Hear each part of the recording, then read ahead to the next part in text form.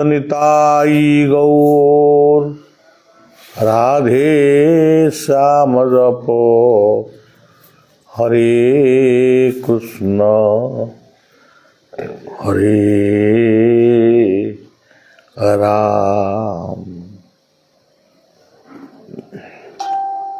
जय शिशु अनंत राजा राम जय सत्य सनातन कल्कीरा। जय गुरु जय जगन्नाथ जय गुरु वैकुंठनाथ।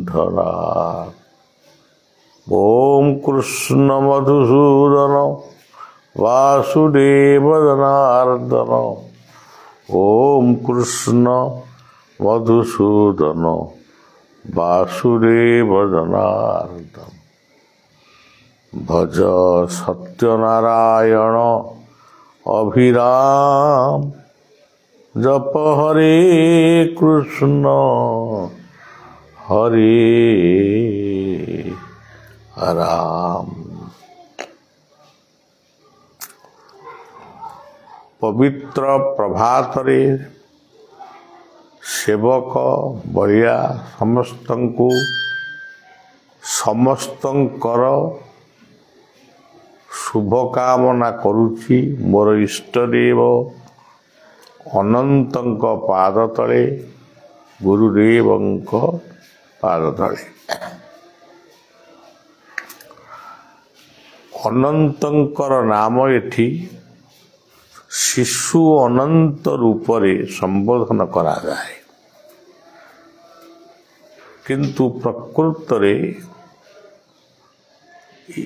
ये क्षेत्रर इष्टदेव होउचंती अनंत। शिशु अनंत शब्द से मोर दीक्षा गुरु ठाकुर निगमानंदकर शिष्य बुलाराम को द्वारा नामित होइतला। परवर्ती समय এই निकटस्थ सुदर्शन बटर राजीव लोचन दास बोली जड़े सन्थ थिले, तांकु एई नामटी सुबिला एवं सी मते शुणई थिले। यह होची 70 मसीहार एक मध्याह्न समय शिशु अनंत जय शिशु अनंत राजा राम जय सत्य सनातन कल्कीरा। पुनश्च गोटे रात्रि द्वितीय प्रहर रे यही नाम कीर्तन करी शह शह लोकंकर शब्द मते श्रवण हला। मोर सर्वांग शरीरटी निस्तेज हो जाइथिला एवं तापरे धीरे धीरे सुस्थ हला। से दिन ठारू ए शिशु अनंत कर नाम एठी जदियो प्रचार हुए भी पाठ हुए, किंतु ये क्षेत्र में कौनसी नाम प्रति विद्वेष नाही। जितेबले आम भितरे गोटे मतवाद सृष्टि हैला जे आम यही नाम व्यतिरेक आउ कौनसी नाम करिबु नाही, सेतेबले गोटे स्वप्न रे षडभुज गौरांग तांकर दुईटी मस्तक, गोटे मस्तक प्रस्तरर आउ गोटे मस्तक जीवंत, से निजे कहउचंती नाम कर। तेणु आमे से संकीर्णतार दूरे जाइचु तांकरी कृपारु। जेउ नाम हेले भी बलिया सेथिरे आनंद लाभ करे। प्रत्येक नाम ही भगवानंकर स्वरूप। नामाचार्य बाबा बायांकु जणे बलिया संपर्क कहले बाबा शिशु अनंत बाबा बोले मत शिशु अनंत बाबा बोले कहले से गोटे स्वतंत्र नाम प्रचार कर बाया संगे संगे कहले जो नाम से प्रचार करुँच से ठाकुर नाम न अन्य कहारी नाम ना ठाकुर नाम बाया तार उत्तर देले आमे कहीं तार विरोध करवा ये थिला मोर मानस गुरु ठाकुर निगमानंदंकर प्रतिनिधि भाव जहाँ को मार्गदर्शक रूप से चिंतन करे तांकर ये हूँ अभयवाणी तापरे जगन्नाथंकर नाम गोटे हवा दरकार ये कथाटा मुंडरे थिला जगन्नाथ नाँ गोटे नाम हम यही नाम कथा चिंता करू करू मोर आध्यात्मिक पिता बाबा बायांक समसामयिक तांको द्वारा प्रणीत यही नामटी मो मन को एक बार चलीगला जय गुरु जय जगन्नाथ जय गुरु सेठी महाप्रभु चैतन्य जिते नवदीपुर आसिले ओडिशा से पुष्करिणी कूल से विश्राम नेले एवं से गोटे गोटे लोक कथा यहाँ मिछ कि सत कही हेनी से विश्राम नेला बेले से पानी टिके मागिले कि कौन मागिले तांकु लोक गोटे तांत्रिक बाबाजी बोली भावी तांकठू दूरे गले से कही ये गाँटा अमरदा नुहे काठुआ अमरदा केवे भी सेठी स्टेशन अमरदा और काठुआ अमरदा दुईटी नाम दुईटी गाँ अच्छी से काठुआ अमरदा को थरे बलिया जाइला सेठी अनेक लोक कहले कहले सेठी काहीकि बाबा जाउचंती से लोक गुड़िक संपूर्ण काठुआ भाया बलिया टिके बसिला प्रसाद टिके भी व्यवस्था होता जिते बलिया को पाछ टिकरी नेले सेते भजनीटाई गौर की महामंत्र कारण महाप्रभु चैतन्य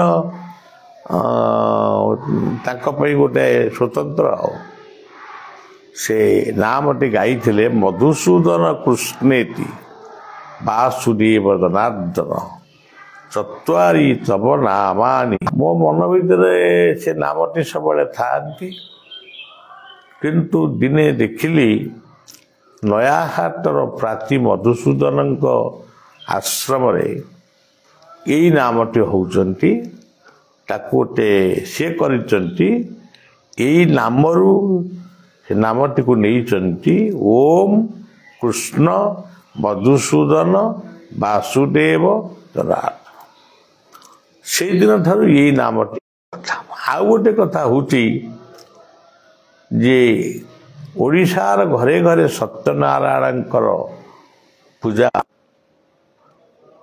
तेबे कथाटी होची एठी जो शिशु अनंत नाम रे नामटी प्रचार होची मने रखिबे शिशु मानकर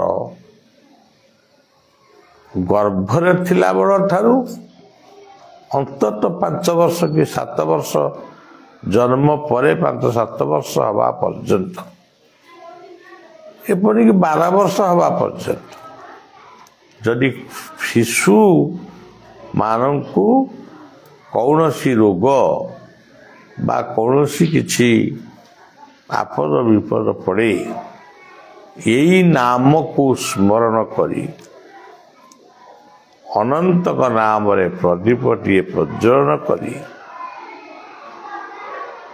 ଭୋଗ ମନା ଆସିବ କିମ୍ବା ତମର ଯାହା ଇଚ୍ଛା ଗୋଟେ ମାନସିକ ରଖିବ, ଏ କଥା ସମ୍ପୂର୍ଣ୍ଣ ଭାବରେ ଆପଣ ପାଳନ କରିବା ଉଚିତ। ପିଲାମାନଙ୍କୁ ଭଲ ମଣିଷ କରିବା ପାଇଁ ହେଲେ ଅନ୍ତତଃ 15 ବର୍ଷ ବୟସ ପର୍ଯ୍ୟନ୍ତ ସେମାନଙ୍କୁ ଜଗିବ। ସେମାନେ ଯେଭଳି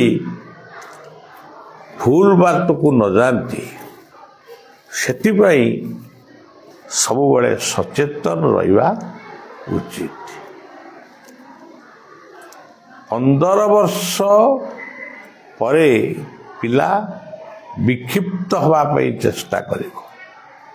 ତେଣୁ 15 ବର୍ଷ ପର୍ଯ୍ୟନ୍ତ ତାକୁ ଯେଭଳି ଗଢ଼ିଥିବ ସେଇ ପ୍ରଭାବଟା ତା ମନ ଭିତରେ ନିଶ୍ଚୟ ରହିବ।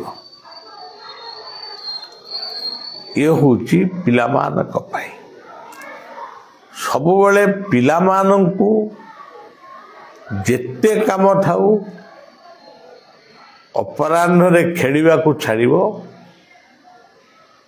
ଠିକ୍ ସନ୍ଧ୍ୟାରେ ଠାକୁର ନିଜ ଇଷ୍ଟଙ୍କ ଉଦ୍ଦେଶ୍ୟରେ ଦୀପଟିଏ ଜଳେଇ ବା ଦୀପ ନ ଜଳେଇକିରି ମଧ୍ୟ ଧୂପ ଦେଇବା, ଧୂପ ନ ଦେଲେ ମଧ୍ୟ ସମସ୍ତେ ବସି ପ୍ରାର୍ଥନା କରିବ। ସେ ଯେଉଁ ପ୍ରାର୍ଥନା ପରେ ପିଲାମାନଙ୍କର ପାଠପଢ଼ା ପ୍ରତି ଗୁରୁତ୍ୱ ଦିଆଯିବ ଏବଂ ଗୁରୁତ୍ୱ ଦିଆଗଲା। ତାପରେ ପିଲା ଟିକେ ଟିଭି ଦେଖିବ କି ଯାହା ଦେଖିବ, ଖାଇବ, ଶୋଇବ। ଠିକ୍ ସମୟରେ ତାକୁ ଉଠେଇଦେବ। ଉଠିବା ମାତ୍ରକେ ପିଲାର ନିତ୍ୟକର୍ମ ସମ୍ପାଦନ ପରେ ସେ ଠାକୁରଙ୍କୁ ପ୍ରାର୍ଥନା କରି ଜଳଖିଆ ଖାଇବ। ଏସବୁ କଥା ଯଦି ପାଳନ କରା ନଯାଏ, ଜଳଖିଆ ଖାଇସାରିଲା ପରେ ପୁଣି ପାଠ ପଢ଼ିବ। ଯେଉଁ ସମୟରେ ପାଠ ପଢ଼ିଲେ ପାଠ ସ୍ମରଣରେ ରହିବ ସେ ସମୟ ହେଉଛି ସକାଳ ଏବଂ ସନ୍ଧ୍ୟା। ଇଏ ହେଉଛି ନିତ୍ୟ ନୈମିତ୍ୟ ଜୀବନ ପାଇଁ ଇଏ ଗୋଟିଏ ରୁଟିନ୍। ମଝିରେ ମଝିରେ ପିଲାମାନଙ୍କୁ ଟିକେ ବୁଲେଇ ନେବ। ବନ୍ଧୁ ଘର କିମ୍ବା ଦେବସ୍ଥାନ କିମ୍ବା ଯାତ୍ରା ମେଳା ସେମାନଙ୍କୁ ବୁଲେଇ ନେଲେ ହିଁ ତାଙ୍କ ମନରେ ଖୁସି ସୃଷ୍ଟି ହେବ ଏବଂ ପିଲାମାନଙ୍କୁ ଖର୍ଚ୍ଚ ଦବ। ଏମିତି ଖର୍ଚ୍ଚ ଦବ ଯେଉଁ ଖର୍ଚ୍ଚରେ ସେ ଯେଭଳି ଅନାବଶ୍ୟକ ବଦ ଖର୍ଚ୍ଚ ନ କରେ, ଆବଶ୍ୟକ ଖର୍ଚ୍ଚ କରିବ। ଏଇଭଳି ଭାବରେ ଜୀବନ ଗଠନ କରିବ ଏବଂ ଜୀବନ ଗଠନର ଦାୟିତ୍ୱ, ପ୍ରଥମ ଦାୟିତ୍ୱ ହେଉଛି ବାପା ବୋଉଙ୍କର। ଯେଉଁ ଖାଦ୍ୟ ରାନ୍ଧିବ, ଯଦି ବାଡ଼ି ବଗିଚା ଥାଏ ବିନା ସାରରେ ପନିପରିବା କରିବ, ଗୋବର ଖତ ଦେବ, ବିଲକୁଲ କିଛି ସାର ଦେବନି। ସେଇଭଳିଆ ଶାଗ ପରିବା ତାକୁ ଖାଇବାକୁ ଦେବ। ଯଦି ସେ ଆମିଷ ଆଦି ଭୋଜନ କରୁଛି, ଏମିତି ଖାଦ୍ୟଟିକୁ ବାଣ୍ଟି ଦେବ ସପ୍ତାହ ଭିତରେ। 4 ଦିନ ଯେଭଳି ସିଏ ଶାଗ ପରିବାର ଭୋଜନ କରିବ, ଡାଲି ଶାଗ, ଆଉ 3 ଦିନ ତାକୁ ସେ ତାର ଯାହା ଇଚ୍ଛା କରିବ ଖାଇବ। ତେଣୁ ଏଇସବୁ କଥା ପ୍ରତି ଆପଣମାନେ ସଚେତନ ହେବେ। ଆପଣମାନେ ଯେତେବେଳେ ମନ୍ଦିରକୁ ଯିବେ ପିଲାମାନଙ୍କୁ ନେଇକରି ଯିବେ ଏବଂ ତୁଳସୀ ମୂଳରେ ପାଣି ଦେବା ଠାରୁ ଆରମ୍ଭ କରି ଗାଧେଇ ସାରିଲା ପରେ ସୂର୍ଯ୍ୟଙ୍କୁ ନମସ୍କାର, ଗାଧେଇଲା ବେଳେ ଗଙ୍ଗାକୁ ନମସ୍କାର ଏବଂ ଦେଶ ମାତୃକାର ଦିନରେ ଅଗଷ୍ଟ 15 ଜାନୁଆରୀ 26 ଉତ୍କଳ ଦିବସ ଏସବୁ ଦିନରେ ଆପଣମାନେ ଘରେ ଗୋଟେ ଏମିତି ପରିବେଶ ସୃଷ୍ଟି କରିବେ ପିଲାଦିନେ ପଚାରିବେ ଆଜି କ'ଣ କି? ଯେମିତି ଜନ୍ମାଷ୍ଟମୀ ରାମନବମୀ ସେମିତି ଭାରତର ସ୍ୱାଧୀନତା ଦିବସ ଜାନୁଆରୀ 26 ଏସବୁ ଦିନ ଗୁଡ଼ାକ ଘରେ ସୁନ୍ଦର ଭାବରେ ପାଳନ କରିବେ, ମିଳିମିଶିକିରି ଖାଇବେ।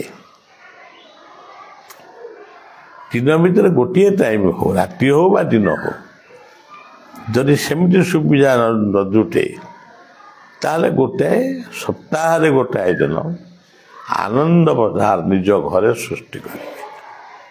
ସେ ଆନନ୍ଦ ବଜାର ସମସ୍ତେ ବସିକିରି ଖାଇବେ। ଏଇଭଳି ଭାବରେ ଜୀବନ ଗଠନ କରନ୍ତୁ। ନିଜ ବାଡ଼ି ବଗିଚାରେ ଗଛ ଲଗାଇବା ପାଇଁ ଭୁଲିବେ ନାହିଁ। ତ୍ରିରଙ୍ଗା ପତାକାକୁ ଅସମ୍ମାନ କରିବେ ନାହିଁ। ଜାତୀୟ ସଙ୍ଗୀତ ହିଁ ସେ ହେଉଛି ଭଗବାନଙ୍କର ଗୋଟିଏ ପ୍ରାର୍ଥନା। ତେଣୁ ଯଦି ଏହା ନ କରନ୍ତି ପିଲାମାନେ ମଦ୍ୟ ଖାଇବେ, ଗଞ୍ଜେଇ ଟାଣିବେ, ସିଗାରେଟ୍ ଖାଇବେ, ବିଡ଼ି ଟାଣିବେ, ଗୁଡ଼ାକୁ ଘଷିବେ, ଗୁଟୁକା ଖାଇବେ, ଶେଷରେ ରୋଗାକ୍ରାନ୍ତ ହୋଇ ଏ ଦୁନିଆରୁ ବିଦାୟ ନେବେ। ସେଇ ଶିଶୁ ଅନନ୍ତଙ୍କ ପାଦ ତଳେ ଆପଣମାନଙ୍କ ପାଇଁ ବଳିଆ ମାନସରେ ପ୍ରଣତି ନିବେଦନ କରୁଛି। ଜୀବନ ଗଢ଼ନ୍ତୁ, ପରିବାର ଗଢ଼ନ୍ତୁ, ରାଷ୍ଟ୍ର ପ୍ରେମୀ ହୁଅନ୍ତୁ। ଜୟ ଗୁରୁ, ଜୟ ଜଗନ୍ନାଥ। ଆଜିର ବିଶ୍ୱ ଆତଙ୍କବାଦରେ ଜର୍ଜରିତ। ଆତଙ୍କବାଦ ଆଜି ଗୋଟେ ନୂଆ ଶବ୍ଦ ସୃଷ୍ଟି ହେଇଛି ପୃଥିବୀରେ, ସେ ହେଉଛି ଆତଙ୍କବାଦ। ଆଧ୍ୟାତ୍ମିକ ଜଗତରେ ଆମର ସବୁ ଅନେକ ମତବାଦ ଥିଲା। ଗୁରୁବାଦ, ସେ ଅମୁକ ଧର୍ମ, ଅମୁକ ଧର୍ମରେ ଅମୁକ ବାଦ, କିନ୍ତୁ ବର୍ତ୍ତମାନ ସେ ବାଦ ଗୁଡ଼ିକ ଯେମିତି ଥିଲା ସେମିତି ଅଛି। କିନ୍ତୁ ସେଇ ମତବାଦ ଗୁଡ଼ିକୁ କେନ୍ଦ୍ର କରି ଏଇ ମାନବ ସମାଜରେ, ପଶୁପକ୍ଷୀଙ୍କ ସମାଜରେ ନାହିଁ। ପଶୁପକ୍ଷୀ ଯେମିତି ଥିଲେ ସେମିତି ଅଛନ୍ତି। ବୃକ୍ଷ, ତରୁ, ତୃଣ, ଲତା ସେମାନେ ମଧ୍ୟ ଯେମିତି ବଞ୍ଚୁଥିଲେ ସେମିତି ବଞ୍ଚୁଛନ୍ତି। ଆମେ ତାଙ୍କୁ ହାଣୁଛୁ, କେତେବେଳେ ଲଗାଉଛୁ, କେତେବେଳେ ନିଆଁ ଲଗାଉଛୁ।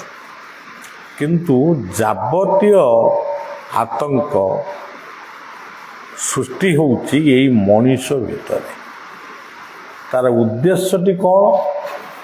ତାର ଉଦ୍ଦେଶ୍ୟ ହେଉଛି କେବଳ ସ୍ୱାର୍ଥ ଆଉ ପ୍ରତିଷ୍ଠା, ପଦବୀ।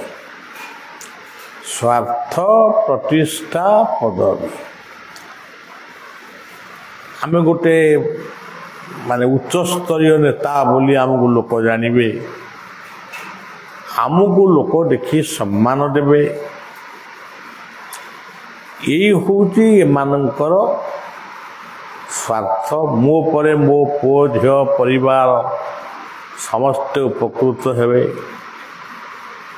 ଏଇ ହେଉଛି ବର୍ତ୍ତମାନ ସମାଜର ଇଏ ହେଉଛି ଗୋଟାଏ ସ୍ୱତନ୍ତ୍ର ମତବାଦ। ଆଗରୁ ବି ଥିଲା, ସେଇଟା ଗାଁ ଗହଳି ଭିତରେ ଥିଲା, ଆମ ପରିବାର ଭିତରେ ଥିଲା। ସେଇଟା ଗୋଟେ ସୀମିତ ପରିସର ଭିତରେ ଥିଲା ଆଗକୁ ବି ରହିବ। କିନ୍ତୁ ସବୁଠାରୁ ଦୁଃଖର କଥା ହେଲା, ଆଜି ଯେମିତି ସ୍ୱାର୍ଥ ପଦବୀ ପ୍ରତିଷ୍ଠା ପାଇଁ ମଣିଷକୁ ହାଣି ଦେଉଛି। ଏଇ ଗତକାଲି ଗୋଟେ ନ୍ୟୁଜରେ ମୁଁ ଦେଖୁଥିଲି, ଗୋଟେ 1.5 ବର୍ଷର ଶିଶୁକୁ କିଏ ଜଣେ ନେଇକିରି ପଳେଇଲା। ତା ମା ଆଖିରୁ ଲୁହ ଧାର ଧାର ହେଇ ବହୁଛି। କ'ଣ ସେ କରିବ?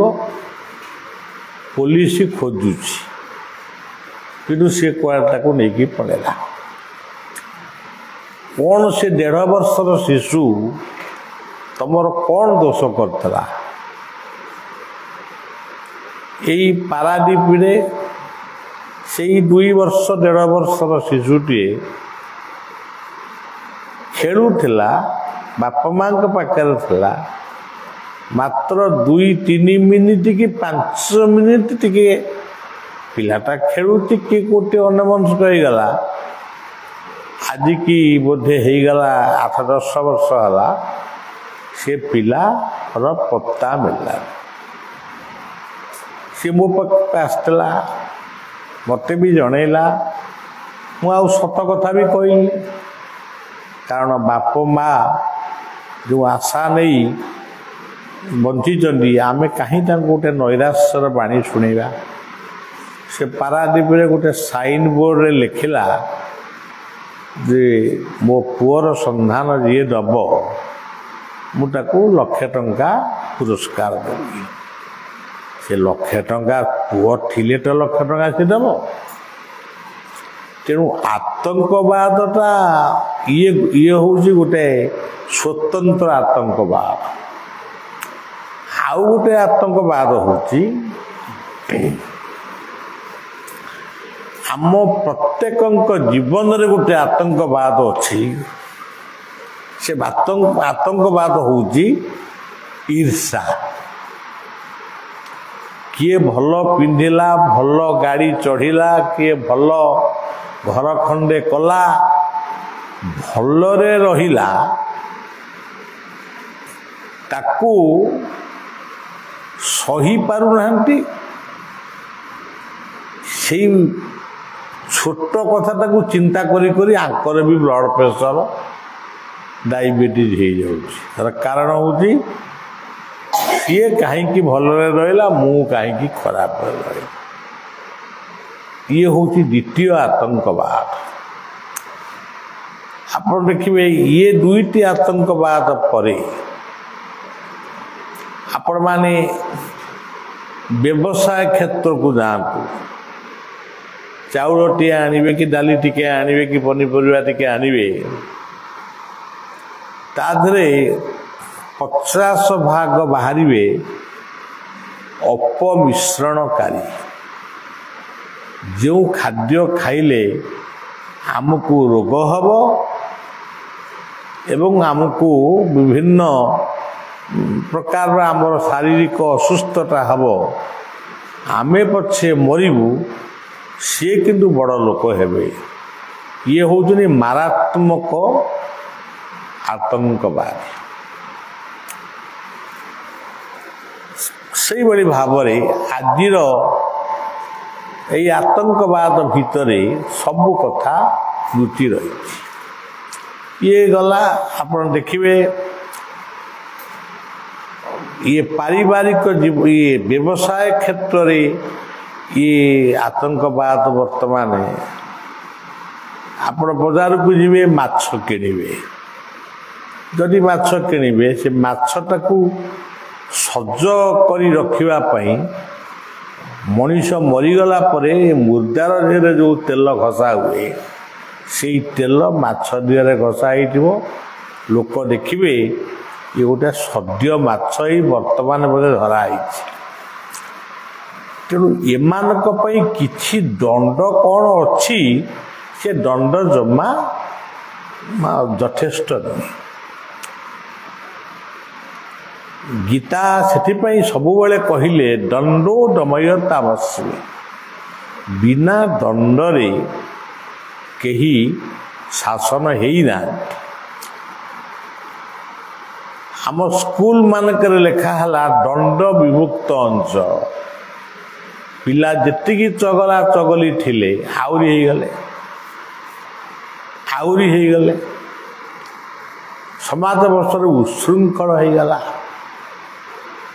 ये हूँ गोटे आतंकवाद।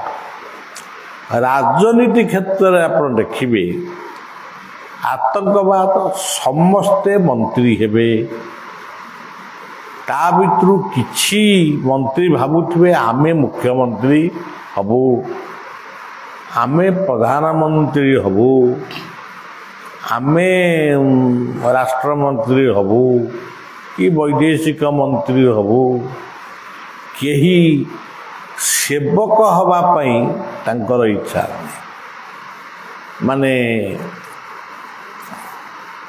मु मोर किछि मंत्री हेबिनी कि लोकंक सेवा करिवि एमती केते जण लोक अछंती से एमएलए एमपी राज्यसभा लोकसभा विधानसभा आदि सबुठी आतंकवाद गर्जन करुछि।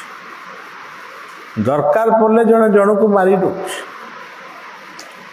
यही निकट में गोटे नेतांकर द्वितीय स्त्री झीटी देखा केड़े सुंदर झीटी ताकू गाड़ी चढ़े मारदेले सी पुणी विधायक बहुत दिन थिले तापर पुणी मंत्री होते कि कौन तो एमती हो गला। तेणु यही भाया आतंकवाद आपण देखु झाड़खंडर मुख्यमंत्री बापा वर्तमान जो मुख्यमंत्री थे बापा शिबू सोरेन बिहार को निखंड करी झाड़खंड कले झाड़खंडर से मुख्यमंत्री हेले से भी कौन दुर्नीति कले से भी जेल जाते और तापर बीजेपी सरकार आसला तापर वर्तमान झाड़खंड सरकार आसला तमें कौन सेतिक खुशी हो पार्लनी तुम दिल्ली घर 40-50 लाख टंका बाहरला जमी गुड़ाए किणी पकई तो कौन कर केते दिन दुनिया रे तमे बंचीब ताकू किए बुझेब।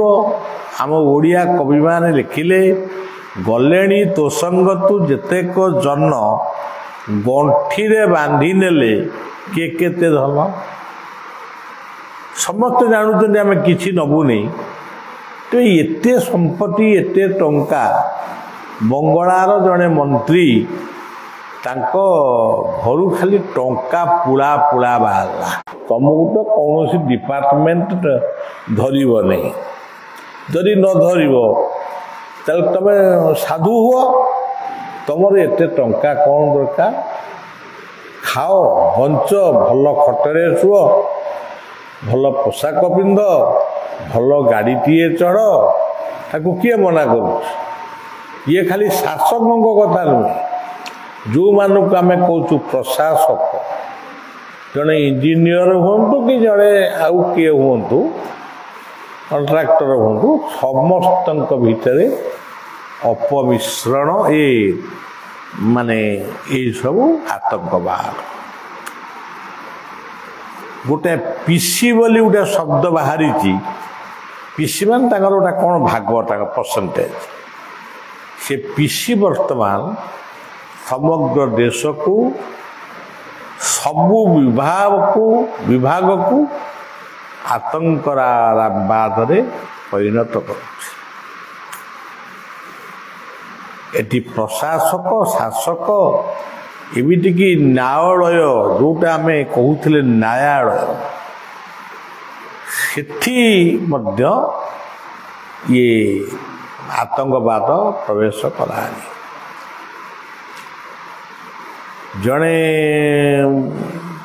ଜଣକ ସପକ୍ଷରେ ଦେଲେ ତାପରେ ଆଉ ଜଣେ ତା ଅନ୍ୟ ସପକ୍ଷରେ ଦେବ।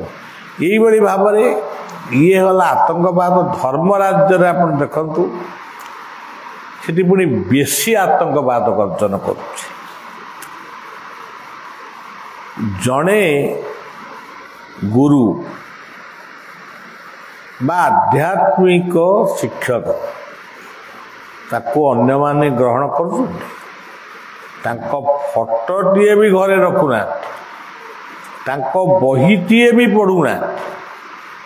କେବଳ ଗୀତା ଭାଗବତ ଏଇଭଳି କେତୋଟି ଶାସ୍ତ୍ରକୁ ଛାଡ଼ିଲେ ସମସ୍ତେ ଗୁରୁବାଣୀ ପଢ଼ୁଛନ୍ତି, କିନ୍ତୁ କୌଣସି ଶାସ୍ତ୍ରକୁ ଗୁରୁତ୍ୱ ଦେଉନାହାନ୍ତି। ଆମ ଗୁରୁ ଏଇଆ କହିଲେ, ତାଙ୍କ ଗୁରୁ ସେଇଆ କହିଲେ। ତେବେ ଗୋଟେ ବୁଝେଇ ଦିଅ, ତମ ଗୁରୁ ଯାହା କହିଛନ୍ତି ତାଙ୍କ ଗୁରୁ ଯାହା କହିଛନ୍ତି ଡିଫରେନ୍ସ କ'ଣ? ସିଏ ତ ଯାହା କହିଛନ୍ତି ଇଏ ତ ସେଇଆ କହିଛନ୍ତି, କୋଉଟା ଡିଫରେନ୍ସ? ଏଇ ହେଉଛି କଥା। ଧର୍ମଟା କ'ଣ ଏଇଠି ଏଇଆକୁ ନେଇ ଧର୍ମ ଜନ୍ମ ହୋଇଥିଲା କି? ଯେଉଁଦିନ ଶୂନ୍ୟ ଶୂନ୍ୟ ମହାଶୂନ୍ୟ ଜଗତରେ ସୂର୍ଯ୍ୟ ଜନ୍ମ ନେଲେ, ଅଗ୍ନି ଜନ୍ମ ନେଲେ, ସମୁଦ୍ର ଜନ୍ମ ନେଲେ, ପବନ ଜନ୍ମ ନେଲେ, ପୃଥିବୀ ବା ମାଟି ଜନ୍ମ ନେଲେ, ସେଇଦିନ ହିଁ ଧର୍ମ ଜନ୍ମ ନେଇଥିଲା। ଏବେ ବି ସେ ମୂଳ ଧର୍ମ ରହିଛି, ତାକୁ ଛାଡ଼ି କୌଣସି ଧର୍ମ ସୃଷ୍ଟି ହେଇନି। ପୁଣି ମଣିଷ ହେଇକିରି ବଣ ଜଙ୍ଗଲରେ ପଶୁପକ୍ଷୀଙ୍କ ଭଳି ବୁଲୁଥିଲ, ଲୁଗାପଟା ପିନ୍ଧି ଜାଣିନଥିଲ, ଭୋଜନ ବି ରୋଷେଇ କରି ଜାଣିନଥିଲ, ମାନେ ଖାଇ ବି ଜାଣିନଥିଲ, ପିନ୍ଧି ଜାଣିନଥିଲ, କଥା ବି କହିପାରୁନଥିଲ, ହୁଁ ହାଁ ଠାରରେ କହୁଥିଲ। ତୁମେ ସେଇ ପୂର୍ବପୁରୁଷ। ସେତେବେଳେ କୋଉ ଧର୍ମ ସୃଷ୍ଟି ହେଇଥିଲା? ବେଦ ବେଦାନ୍ତ ଠାରୁ ଆରମ୍ଭ କରି ଇଏ ସବୁ ଆତଙ୍କବାଦ। ଆଜି ସମୁଦ୍ରରେ ମାଛ ନାହାନ୍ତି, ମାଛ କମି ଯାଉଛନ୍ତି, ଡାଇନୋସର ଭଳିଆ ଜୀବମାନେ ଲୋପ ପାଇଗଲେଣି। ଆଜି କୁମ୍ଭୀରକୁ ଚାଷ କଲେଣି। ଆକୁ ଧ୍ୱଂସ କରିଛି କିଏ? ଏଇ ମଣିଷ। ମଣିଷ ଭିତରେ ଥିବା ଆତଙ୍କବାଦ ଏମାନଙ୍କୁ ଧ୍ୱଂସ କରିଛି। ଆଜି ପୃଥିବୀରେ ଅନେକ ଜୀବଜନ୍ତୁ ଆଜି ଗଲେଣି, ପଶୁପକ୍ଷୀମାନେ ମରିଗଲେଣି, ସାଙ୍ଗୁଣାଟିଏ ଦେଖିବାକୁ ପାଉନୁ। ଏବେ ଆମର ରାମ ମନ୍ଦିର ଯେତେବେଳେ ହେଲା, ସେ ଯେଉଁ ସାଙ୍ଗୁଣା ପକ୍ଷୀମାନେ ସେଠି ଘୁରିଲେ, ବୁଲିଲେ, ସମସ୍ତେ କହିଲେ ଜଟାୟୁ ପକ୍ଷୀ ବୁଲୁଛି। ନୀତି ହେଲା ସେ ଦେଶଟା କେମିତି ତ୍ରୈତଳାନ୍ତ ହେବ, କେମିତି ଧ୍ୱଂସ ହେବ, ସିଏ ହେଲା ତା ରାଜନୀତି। ସିଏ ବୋଧେ ରାତିରେ ଶୋଇଲା ବେଳେ ସେ ଚିନ୍ତା କରୁଛି କ'ଣ କଲେ ସେ ଦେଶଟା ଛାରଖାର ହେଇଯିବ। ଆରେ ତମେ ଯେଉଁ ପଦବୀ ପାଇଛ ସେ ପଦବୀ କ'ଣ ଯଥେଷ୍ଟ ନୁହେଁ? ତୁମେ ଏଗୁଡ଼ା କାହିଁ ଚିନ୍ତା କରୁଛ? ପୁଣି ଧର୍ମକୁ ନେଇ ଗୋଟାଏ ଆତଙ୍କବାଦ ସୃଷ୍ଟି କରି ମଣିଷ ରକ୍ତରେ ମଣିଷ ଆଜି ହୁରି ଖେଳୁଛି। ପିଲାଦିନେ ଆମେ ଶୁଣିଥିଲୁ ମଣିଷ ରକ୍ତରେ ମଣିଷ ହୁରି ଖେଳିବ, କିନ୍ତୁ ବର୍ତ୍ତମାନ ହୁରି ଖେଳୁଛି। ଆଜି ଆପଣ ଦେଖନ୍ତୁ ପୃଥିବୀରେ କେତେ ଶିଶୁ, ଯୁବକ, ପୁଅ, ଝିଅ, ବୁଢ଼ା ବୁଢ଼ୀ କେତେ ଆଜି ମାନେ ମରିଯାଉଛନ୍ତି। ଆପଣମାନେ ନିଜେ ସେ ପାକିସ୍ତାନ ହଉ କିମ୍ବା ଇସ୍ରାଏଲ ପାଲେଷ୍ଟାଇନ ଯୁଦ୍ଧ ହଉ କିମ୍ବା ଇରାନ ଆମେରିକା ଯୁଦ୍ଧ ହଉ, କ'ଣ ପାଇଁ सबु कथा परे जदि समस्ते सही आतंकवादी माने जदि निज राज्यर शासक प्रशासक को निवेदन न करंतु तरी हल्ला करी कहिबे चाष आमर बाया बाबांकर गोटे भल बाणी को जदि से कहिबे बा सेही भलिया कथाटी कहिबे चाष कर धान काट चाल भाई भल बाट एतिकी जदि प्रत्येक देशर आतंकवादी माने स्लोगान दियन्ते आमे चाष करिवु जो अमेरिका रे गहम को एते गहम होउथला ताकू समुद्र मध्य आनी जहाज रे बुड़े दउतले आज से देश रे गहम नाही से अन्य देश रु गहम नउची किंतु ध्वंसास्त्र बिक्री करी ता देश को चढ़ाऊँ आउ से देश रे केमिटी घर द्वार करिक रहिबे सेति आम भारतीय माने पागल हो जाउछन ये होची गोटे आतंकवादर कथा जदि आतंकवादी माने जदि गोटे आउ गोटे आह्वान देबे आमे चाष करिबा बंचिबा जंगल सृष्टि करी भल फल मूल खाइबा दीर्घायु से माने जो अल्प समय मरी जाउतनी हणाहणी से माने दीर्घायु हुअन्ते बहुत दिन ये पृथ्वी रे बंची रुहन्ते आउ गोटे मतवाद आउ गोटे स्लोगान जदि दियन्ते दुर्नीति मुक्त शासन दुर्नीति मुक्त प्रशासन ताहले बहुत शांति रे से माने रहते आउ गोटे जदि स्लोगान दियन्ते कर्मवादी हुओ भाग्यवादी हुओ ना भक्ति कर भगवान बोली गोटे सर्वशक्तिमान अछंती तांको प्रार्थना कर किंतु कर्म भीरु हेई परर टंटी चिपी बा ये केमिटी कौन ताउटरी बाउटरी करी गुड़ाए रोजगार करिवो ये सब छाड़ एतिकी हेई गले भी ये सुंदर पृथ्वीटा सुंदर थिला आज भी सुंदर हेई रहिबो वसुधैव कुटुंबकम ये जो शब्द ये हिंदू शास्त्र रे लिखा होइतिले भी ये केवल हिंदू पाई उद्दिष्ट नुहे समस्त पाई यह उपयोगी एवं सबु घरे प्रार्थना जे जो धर्मर जे जो मतर प्रार्थना करो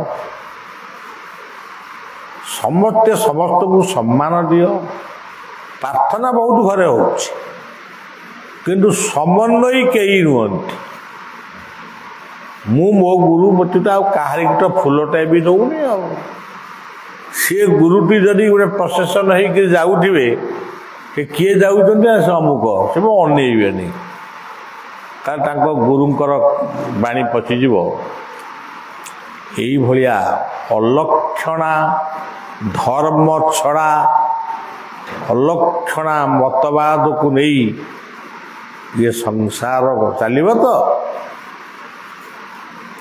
आज लुटरा माने लुट करुँच से भी गोटे आतंकवादी माने यदि कर्मवादी हुंते आमे देखीचु गोटे चाहा दुकान रे चाहा पीवा प्रबल भिड़ हुए तार लुट तरा कौन दरकार आमे देखीचु दहीबरा दुकानी से दहीबरा विक्रय करी ग्राहक मान को आपायित करी से 3 ताला कोठारी बाड़ू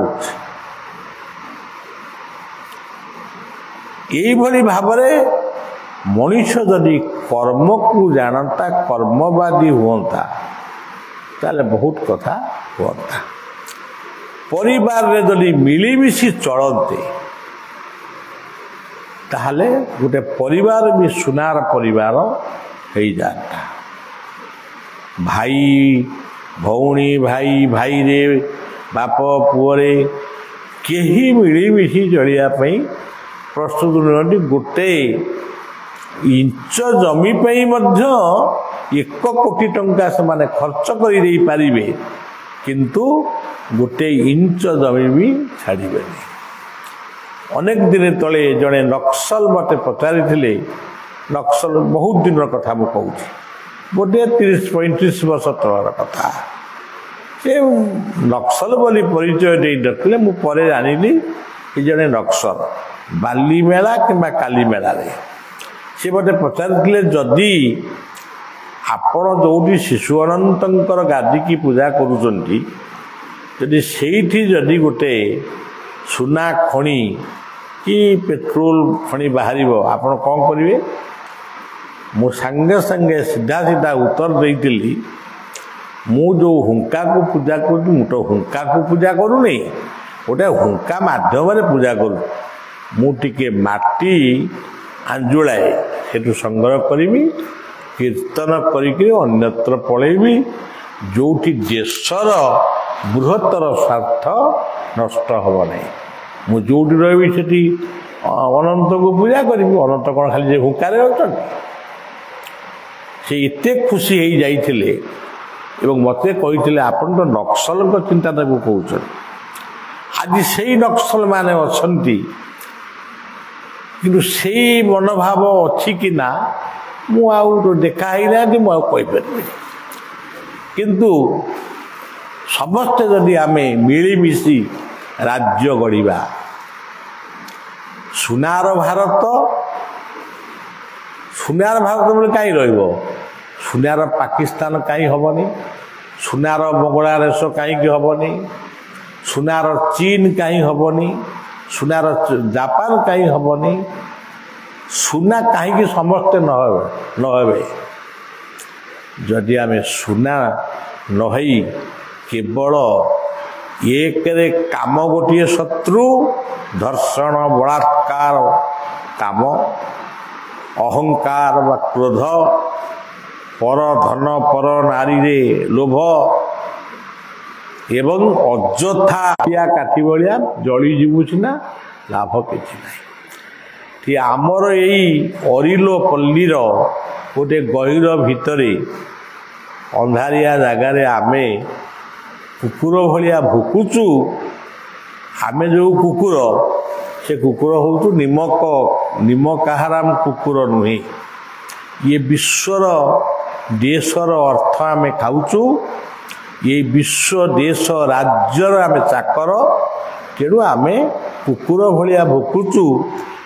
से भुकाटा हूँ समस्ते शांति रे बंच, अन्य को शांति रे बंचिबा को दियो। किंतु आमर ये कुकुर आम भलिया कुकुरर ये जो शब्द बा भुकिबाटा से माने कौन सी स्थान रे पहुंची पारुनी। आमे जाति संघ को जनाऊचु सबू कथा आम राज्य सरकार देश सरकार को जनाऊचु। जनइले सेटा से पढ़ुचंती कि नहीं भगवान जान। तेणु आमे आ कौन करिपारि। तेणु एका दिने की किए होइछि बड़, एका होई कि किए जिणिछि गड़। महापुरुष माने आविर्भाव हेले, जन्म हेले, तांको लीला आ कहीं शिखेलेनी। जमी गांधी आमर कहीगले ईश्वर आल्ला तेरो नाम, भल कान को शुभिला। क्यों संप्रदायर लोक आको गाउछंती? केवल हिंदू ही गाउछि। तेणु आमे तो छोट लोक आ बड़ बड़ कथा कहीं कहवा। तेबे भल पाइबा रख। भल पाइबार बोले जो आजिकल जो विकारग्रस्त भल पाइबा नुहे, स्वार्थ पाई क्या भल पावना। पिता माता गुरु गुरुजन को सम्मान प्रदर्शन कर, निजे भल अर्थ उपार्जन कर, अन्य को भी साहाय्य कर, এই ହେଲା କଥା। ଆଜିର ଏଇ ପବିତ୍ର ସନ୍ଧ୍ୟାରେ ଏତିକି କଥା ଆମେ ମନେ ରଖିବା। ଆତଙ୍କବାଦଟା ଆମ ଭିତରେ ଲୁଚି ରହି ସେ ସମ୍ପୂର୍ଣ୍ଣ ଭାବରେ ଆମଠାରୁ ଯାଇକରି ସମଗ୍ର ବିଶ୍ୱଟାକୁ ଧ୍ୱଂସ କରିବାକୁ ବସିଲାଣି। ଆଉ ତଥାପି ମଣିଷର ନିଦ ଭାବୁନି।